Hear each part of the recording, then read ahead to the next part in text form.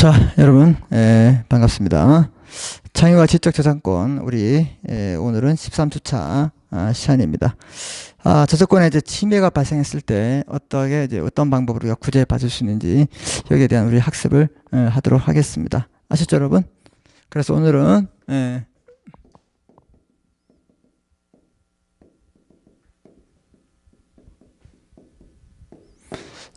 이 저작권에 침해가 왔을 때, 어떤 방법에 의해서 우리가 침해가 아니라 구제를 받을 수 있냐, 여기에 대해서 우리가 학습해 보도록 하겠습니다.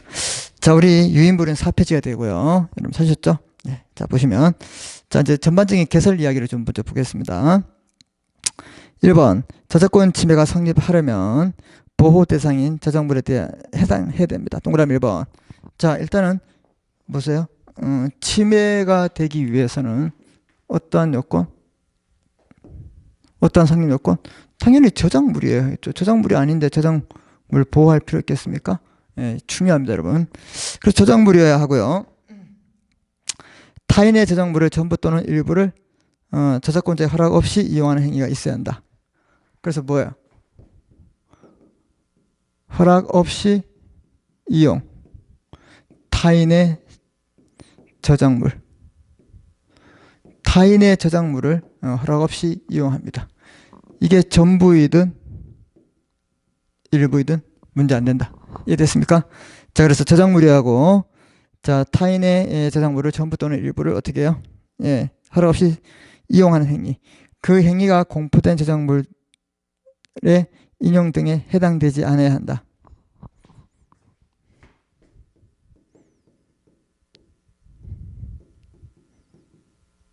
공표된 저작물의 인용에 해당되지 않아야 된다. 이렇게 요건을 갖추었을 때 성립한다는 것은 여러분이 좀 기억할 필요가 있지 않나. 그래서 이 저작권 침해가 성립하기 위해서는 저작물에 해당되어야 되고, 그 다음에 이용 허락이 없어야 되고, 그 다음에 저작물의 공표된 저작물의 인용에 해당되지 않아야 된다. 이렇게 했을 때 침해가 된다. 이거 여러분이 기억하시면 되겠고요. 저작권뿐만 아니라 저작 인적권도 침해의 대상이 된다. 이것도 기억하시면 되겠습니다. 자, 우리나라 3번 한국저작권법 및 판례에 따르면 저작권 그 밖에 이 법에 보호되는 권리를 직접 침해하는 행위 외에도 불법 복제물의 배포 목적에 수입하는 행위. 그래서 우리 복제물을 많이 수입해서 옛날에 카피하면서 막 보내고 막 그랬습니다. 뭐 그런 행위와 같은 것을 침해 간주 행위, 네모칩니다. 침해한 걸로 간주된다. 간주는 본부되지 않습니다. 침해한 걸로 본다. 자, 그 다음 이용자의 직접 침해 행위를 도운 온라인 서비스 제공자의 방조 행위. 방조란 말은 그래 잘하고 있다. 제지를 해야 할 입장이 아니면 그만두게 해야 되는데 그냥 보고 웃어요. 도와준다 이 말입니다. 알겠죠? 예. 그래서 이제 방조하는 행위 같은 네모칩니다. 간접 침해. 중요한 거 나옵니다. 침해 간주, 간접 침해. 이건 무조건 중요합니다, 여러분. 그래서 여러분들 반드시 기억하셔야 돼요. 별표 치십시오. 예.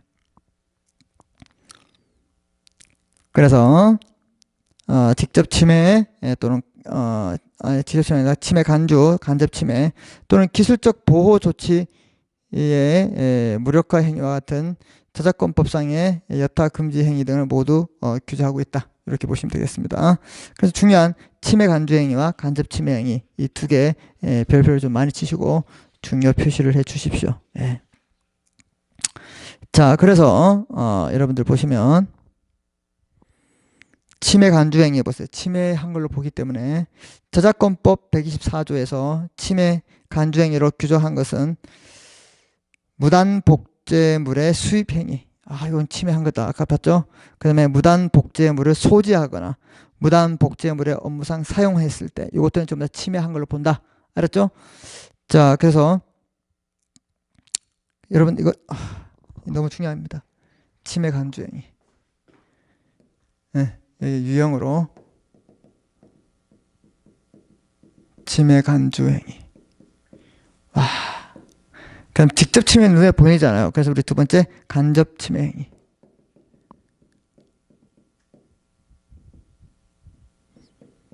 뭐뭐뭐 중요한 겁니다. 이거 뭐 별표, 별표, 별표 치는 이거 다 있겠죠, 여러분? 예, 너무 중요합니다, 이거. 자, 그래서 그런 행위, 우선 저작권법은 수입 시에 국내에서 만들어졌더라도 저작권 또는 저작 인적권의 침해로 될 물건을 국내에서 배포할 목적으로 수입하는 행위를 저작권 침해 간주 행위로 하고 있다. 반드시 기억하시고. 자, 두 번째 보세요. 무단 복제물의 영업상 사용 행위. 그 다음에 무단 복제된 프로그램에는 이라는 사실을 알면서 그 프로그램을 취득해서 업무상 사용하는 것들은 전부 다 저작권 침해 행위로 간주되고, 이는 저작권법에서 찾아볼 수 없는 규정이다 이 말입니다.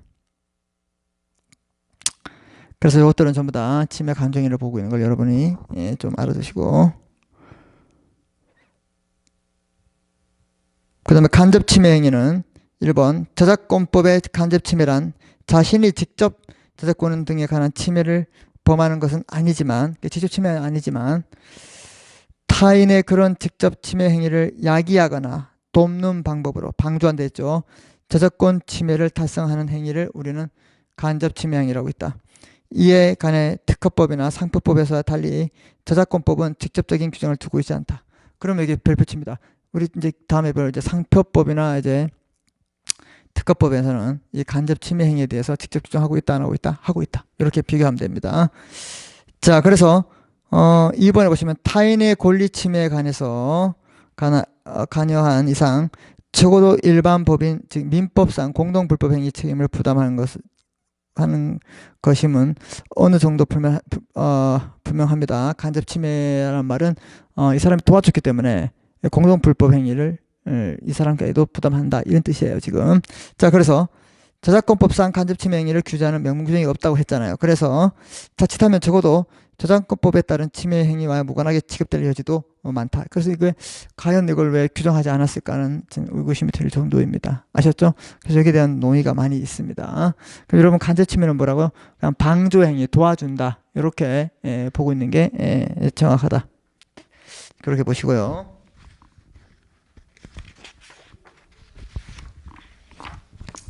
그 다음 온라인 서비스 제공자에 대한 간접 침해가 있습니다. 그래서 온라인 서비스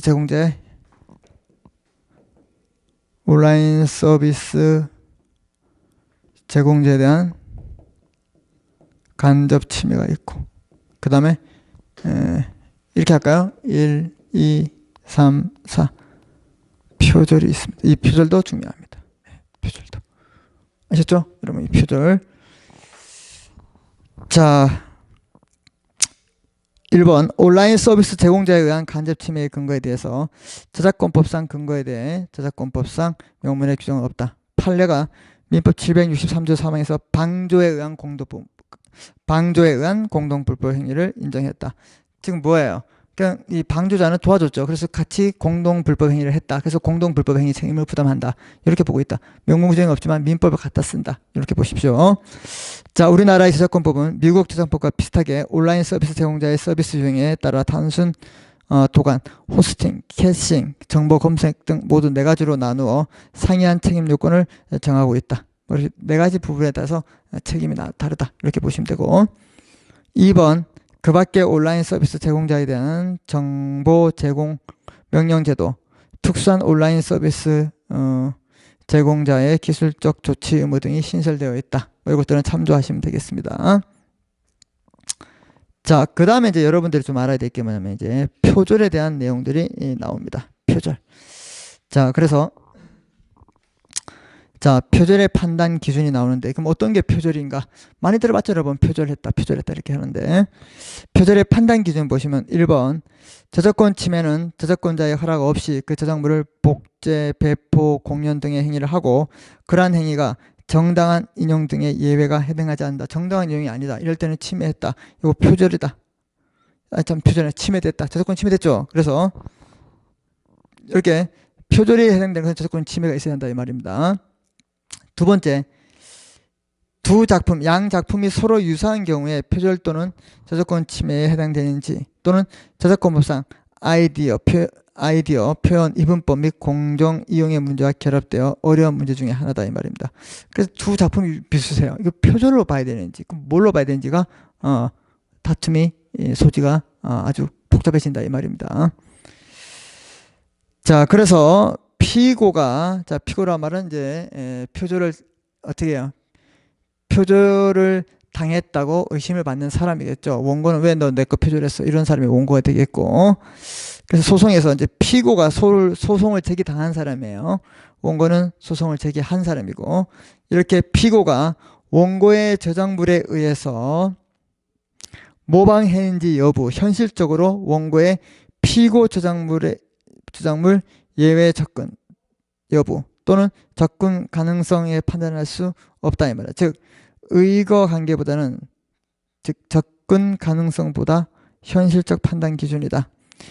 그러니까 여러분들은 요 3번은 그냥 생략하십시오. 그냥 보지 마시고 1번과 2번을 좀 보시면 되겠습니다. 아셨죠? 네, 그거 보시고.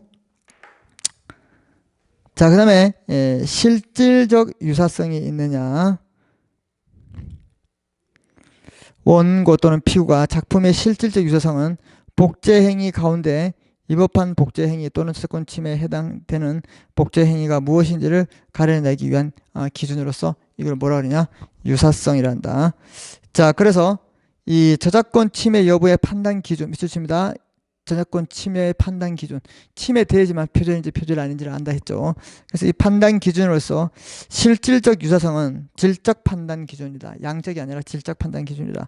따라서 어느 작품의 본질적인 부분이나 그 근본적인 구조가 다른 작품에 그대로 모방되었다면 저작권 침해에 해당되는 실질적 유사성이 있다고 볼 수 있다. 요거 반드시 기억하시고요. 자, 그 다음에 저작권법은 아이디어, 표현, 이분법에 입각해서 있기 때문에 아이디어의 모방이나 아이디어의 유사성만으로는 저작권 침해가 성립하지 않는다 이 말입니다. 뭐 아이디어 모방했다고 되는 거 아니다. 이걸 참고하시면 되겠습니다. 자, 그 다음에 실질적 그 유사성의 판단 시에 작품의 주제나 추상적 아이디어는 아니나 그 주제를 구체적으로 표현한 줄거리나 사건 전개, 등장인물의 성격, 상호관계 등 유형으로 서로 비교적 비문자적 모방 여부를 살펴볼 필요가 있다. 이렇게 여러분이 보시면 되겠습니다. 그래서 이제 판단 기준과 실질적 유사성이 무엇인가 이걸 좀 우리 알아두는 게 중요하다. 그 다음에 저작물의 종류에 따라서 보호되는 범위가 다르기 때문에 1번 문예 저작물에서의 표현, 우리 문예 작품 있잖아요. 문예 창작부. 그래서 문예 저작물에서의 표현은 넓은 범위에서 보호하고 엄격히 모방을 허용하지 않는 것이 저작권법 정책에 부합된다. 그래서 문예 작품 그렇지 않습니까? 우리 옛날에 이제 어렸을 때 여러분들이 이제 뭐 중고등학교 때 이제 뭐 동아리 할 때 뭐 문예반 막 들어가 보죠. 그럼 거기서 뭐 시도 쓰고 막 쓰잖아요. 그죠? 그 시상이 갑자기 막 떠오르고 그런 거는 거의 없잖아요. 그죠? 여러분들이 뭐 누가 썼던 시가 있으면 비슷하게 좀 적어내고 저만 그랬을까요? 그랬을 때 이 문예 저작물에 대해서는 어떻게 해요? 좀 그 넓은 범위이기 때문에 허용하지 않는 것이 일반적이다. 이렇게 보시면 되고, 문예 저작물의 경우 문자적 표현뿐만 아니라 줄거리, 등장인물, 사건 전개 등 비교적 넓게 보호된다 이 말입니다. 뭐 사람 이름만 주인공만 이름만 틀리고 사건은 똑같아요. 뭐 헤어졌다 다시 만나고, 그럼 얘는 이제 헤어졌는데 빨리 만나고, 얘는 좀 헤어졌는데 늦게 만나고, 똑같잖아요. 줄거리가. 등장인물에 뭐 사람만 다르고 성격도 똑같아. 이 표절이죠, 표절. 그래서 문예 저작물 같은 경우에는 좀 넓게 본다. 이렇게 보시면 되고, 그 다음에 사실 저작물 있잖아요. 역사 드라마, 우리 뭐 역사 드라마 많잖아요. 뭐 태조 왕건부터 이성계부터 해서 뭐 이방원도 나오고, 뭐 세조도 나오고, 세조 이방원, 세종도 나오고, 그 다음에 영조, 정조, 뭐 숙종, 선조, 이런 역사 드라마 우리 조선시대 때 많이 나오잖아요. 이런 사실 드라마. 그럼 드라마 보세요, 여러분. 이 역사 드라마, 그 사극 드라마 봤을 때 그 하나하나가 다 사실은 아니잖아요. 그 내시가 했던 말들이 사실이에요. 그 뭐 사초에 기록합니까, 그걸? 무슨 말인지 알겠습니까? 자, 그렇게 되듯이 이 사실 저작물 역사 드라마의 경우에도 표절의 결과 실질적 유사성이 인정되면 저작권 침해로 성립될 수 있으면 물론이다. 똑같이 뺏기면 그건 보세요. 뭐 방송사 여러 개에서 드라마가 나오면 좀 내용이 좀 다를 수 있겠잖아요. 그죠? 그래서 이건 극화를 사실에 기초로 했지 반드시 일치하지 않는다. 뭐 이런 말을 쓴다 이 말입니다. 그래서 사실 저작물의 사실 자체는 보호될 수 없기 때문에 결과적으로 보호 범위 또는 표현비가 문예 저작물의 경우보다 좁게 인정되는 경향이 있다. 요거 반드시 기억하십시오. 그래서 이 저작물의 종류에 따른 보호 범위 요거 중요합니다. 문예 저작물, 그 다음에 역사 드라마, 그 다음에 번역 저작물이 있어요. 번역 작가가 원 저작물의 번역이라고 하는 것은 창작적 기여를 했기 때문에 번역자에게 부여되고 번역자의 창작적 기여 한도에서만 보호될 수 있다. 그러니까 뭐야, 번역한 부분에 대해서는 그 보호 범위가 있다. 이렇게 보시면 되고, 자, 실질적 유상의 범위는 이 실질적 유상이 아니죠. 예.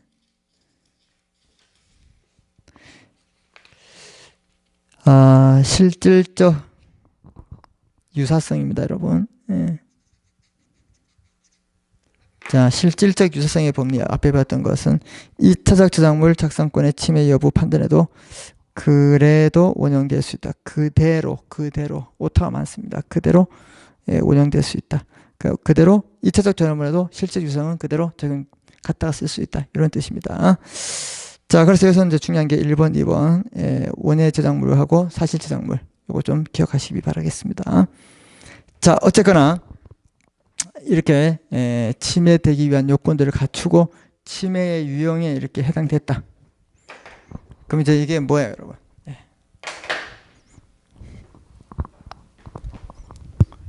이제 침해가 된 거죠? 침해가 됐으면 이제 뭘 받아야 돼요? 이제 구제를 받아야 된다. 구제. 자, 그래서 구제의 방법은 민사적 구제가 있고 형사적 구제가 있겠죠. 자, 민사적 구제를 보시면 침해 정지 청구권 동그라미 칩니다. 침해 정지 청구권. 구제의 방법은 민사적으로 한다. 민사적으로 하면 침해 정지 청구권, 손해배상 청구권 이런 게 있겠죠. 자, 그래서 민사적 구제 방법은 침해 정지 청구권, 침해 정지. 자, 1번 침해 정지 청구권은 손해배상 청구가 함께 저작권 침해에서 가장 중요한 별표치입니다. 구제 수단으로 규정되어 있습니다. 그래서 이 저작권법은 저작권이 물권에 준하는 배타적 권리이기 때문에 물권, 배타적이다. 어떤 사람에게도 이게 내 거라고 주장할 수 있다. 그걸 말하고 있습니다. 그래서 침해 자체를 금지함으로써 완전한 구제가 어려워질 수 있다고 보고 있습니다. 그래서 침해 정지 청구권은 불법 행위의 효과로서가 아니라 그 소송상 인정되는 것이기 때문에 그 행사의 침해자의 고의 가실을 입증할 필요가 없다. 즉 뭐예요? 우리 불법 행위란 말은 고의 또는 가실로 이런 말이 들어가는데 얘들 같은 경우는 고의 가실이 필요 없다. 입증할 필요 없다. 이게 중요하다 이 말입니다.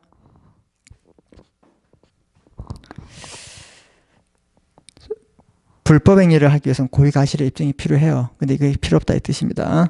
자, 청구권자에게는 저작권자와 같이 저작권법에 의해 보호되는 권리를 가진 자에 해당합니다. 저작권자에게 저작권 재산권자의 저작권 인격뿐만 아니라 저작권을 양도받았는지 등록하지 않았는지에 대한 양수인도 포함된다는 것은 여러분 그냥 참고로 알아두시고, 자, 그 다음에 이 저작권을 공동으로 보유하는 경우에도 공동 동그라미 치시고, 저작권자는 다른 저작권자의 동의 없이 침해 정지권을 청구할 수 있다. 이것들은 어떻게 해요? 자기 권리를 보호하기 위해서 다른 동의자에게 뭐 구하면 되겠지만 그럴 시한적 여유가 없다. 그럼 무시하고도 할 수 있다. 이걸 우리가 알아두셔야 됩니다. 저작인적권자 등 저작권자 외에 저작권법에 의해서 보호되는 권리의 보호자도 청구권에 속합니다. 그 다음 4번 침해 청구권자의 상대방은 저작물 침해한 자뿐만 아니라 침해할 우려가 있는 자도 포함된다. 별표 치세요. 우려한 자도 낌새가 이상하다. 이런 사람들도 포함되는 걸 기억하십시오. 그 다음 이제 침해 청구권도 정지할 수 있고, 침해 청구권을 정리해요. 침해 정지 청구권도 행사할 수 있고, 그 다음에 손해배상도 어떻게 청구할 수 있습니다. 자, 이렇게 침해 정지 청구권을 할 수 있는 청구권자의 범위 내에 관한 설명은 손해배상 청구권을 할 수 있는 청구권자 범위에 그대로 적용됩니다. 그래서 다음 페이지 보시면 침해 정지 청구권의 행사와 달리 손해배상 청구권의 행사는 불법행위 효과로서 인정되는 것이기 때문에 침해자의 고의 또는 가실이 입증돼야 된다. 와, 그래서 얘는 침해자의 고의 가실 입증 필요 없어요. 얘는 침해자의 고의 가실에 대한 입증이 필요하다. 요거 반드시 기억하십시오. 알았죠? 예.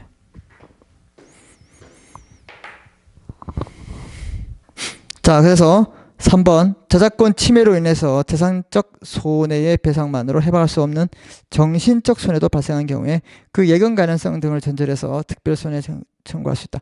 그래서 우리 손해배상에는 우리 정신적 손해라는 말은 뭐냐? 바로 위자료 같은 거예요. 그래서 위자료도 청구할 수 있다. 이렇게 기억하시면 되겠고요. 네 번째, 저작권 침해로 인해서 손해배상의 불법행위로 인한 손해배상과 마찬가지로 보면 배상액은 판매이익 감소나 이용료 상당 등 저작권자가 있게 된 실손액을 말하고 있다. 내가 실제로 손해본 그 이익만 배상받을 수 있다. 자, 5번 통상 받을 수 있는 이익은 저작권법 125조 2항에서 저작권자가 그 권리 행사와 통상 받을 수 있는 금액에 상당하는 액을 지적재산권자 등이 받는 손해액에 해서 그 배상을 청구할 수 있다고 보면 되겠습니다. 이외에도 뭐 명예회복 청구권, 부당이득 반환 등 각종 이런 것들을 청구할 수 있는 것을 여러분이 참고하시면 되겠습니다. 자, 그 다음에 우리가 이제 볼 수 있는 게 바로 형사적 구제예요. 우리가 이제 어떤 뭐 일이 있을 때 뭐 민사상, 형사상 책임을 면치 못한다 이런 말이 나온다 이 말입니다. 두 번째 형사적으로 구제받을 수 있는 경우 이거. 자, 보시면 침해 행위 저작권법은 지적재산권 그 밖에 이 법에서 정한 이 법에서 정해서 보호되는 대산적 권리, 데이터베이스 제작 뭐 이런 것들 제외하고 복제, 공유, 방송, 정시 등등 2차적 저작물 작성 방법으로 침해한 자는 5년 이하의입니다. 이하의 또는 징역 또는 5천만 원 이하의 벌금을 처할 수 있다. 그 침해를 침해를 한 사람은 형사적으로 이렇게 처벌을 받는구나. 그 다음 2항 저작권법은 저작권법은 저작권 침해죄 예비 단계의 행위에 불과하기 때문에 불과한 배포하거나 아직 침해 안 하고 배포하거나 목적의 수입, 소지 행위 등을 행위를 별도로 침해 행위를 보는 행위를 규정하고 그러한 예비 단계에 대해서도 별도의 벌칙을 규정하고 있다.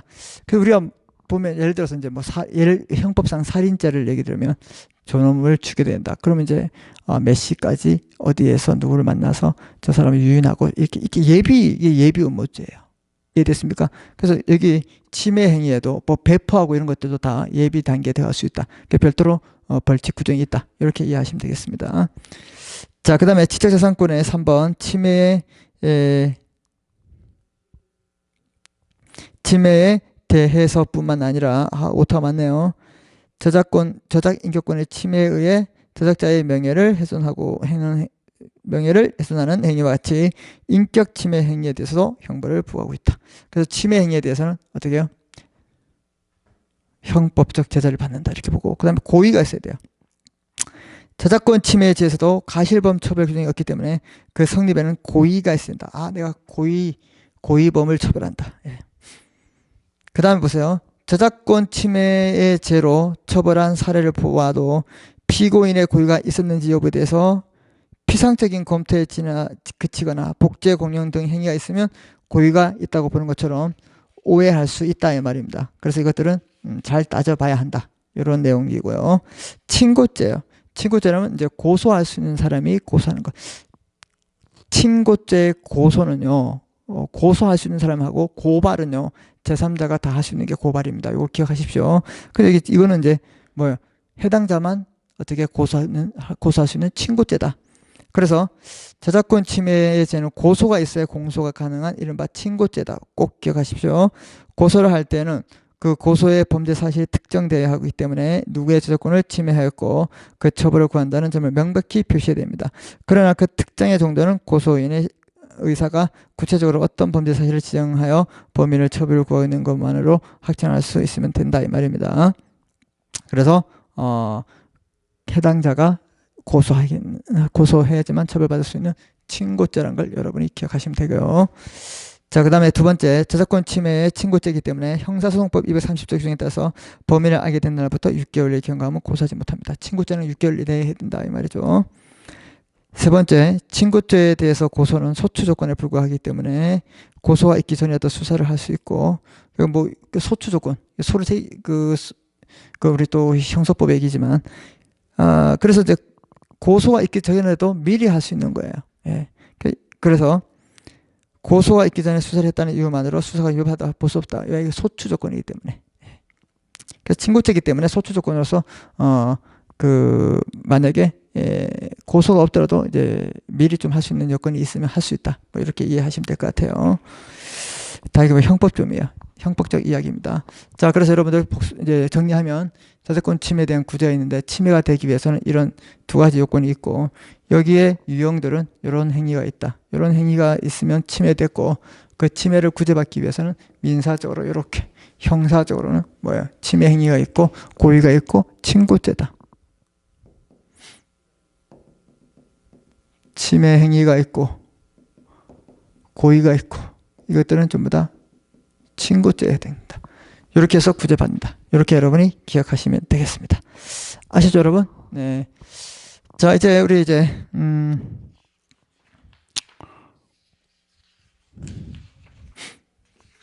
오늘은 여기까지 하고요. 이제 14주차는 이제 상표와 이제 특허에 관한 것. 보통 우리 상표와 특허를 가지고 우리가 지적재산권이라 하거든요.